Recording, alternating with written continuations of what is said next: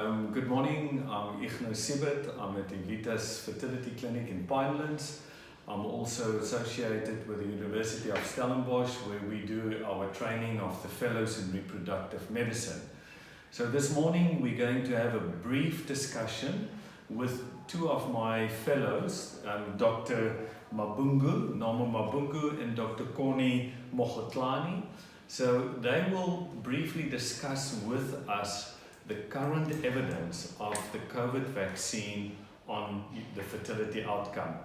This was really prompted by an email I received yesterday by young chemical engineers asking the question, should they go for the vaccine and what is the possible impact on their future fertility.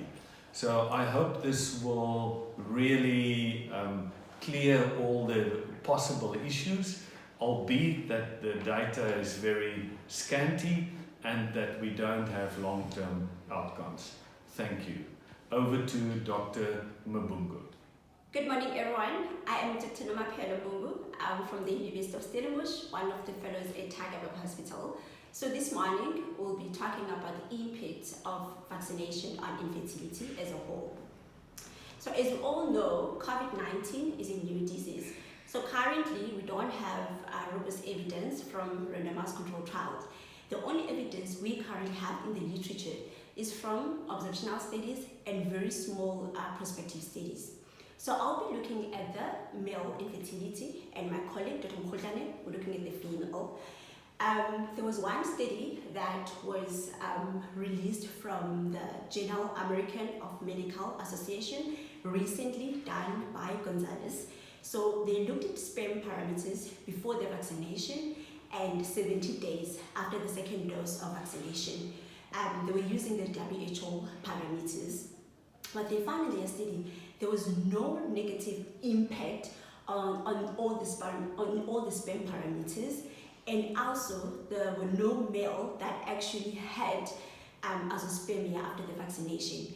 And in males that had oligospermia, there was no progression or worsening of oligospermia after the vaccination. So the current data that we have, as I already said, we don't have RCTs, but it actually shows that the vaccination has no impact on male parameters or male fertility. Thank you so much. I'll hand over to my colleague, Dr. Mogotlani. Good morning, everybody. My name is Dr. Mogotlani. I am a fellow at Aevitas Hospital in reproductive medicine and endocrinology. This morning, I am going to be looking at a study done by Aevitas et al. That was published in the Reproductive Biology and Endocrinology in September 2022. It was an observational study that was looking at the impact of coronavirus vaccination on patient performance in IVF and embryo transfer cycle. Their outcomes that they found was that vaccination did not affect female patient performance or ovarian reserve in the subsequent immediate IVF embryo transfer cycle. The second study that I would like to discuss is a study that was published in Fertility and Sterility in September 2021. It's a study that was done by Randy Morris, wherein he compared three groups of patients and the outcomes in the frozen embryo transfer cycle. The three groups of patients whom he compared were patients who were corona positive due to primary infection, who were corona positive due to vaccination, and patients who never had the infection at all. And he compared the implantation rates in these patients during a frozen embryo transfer cycle.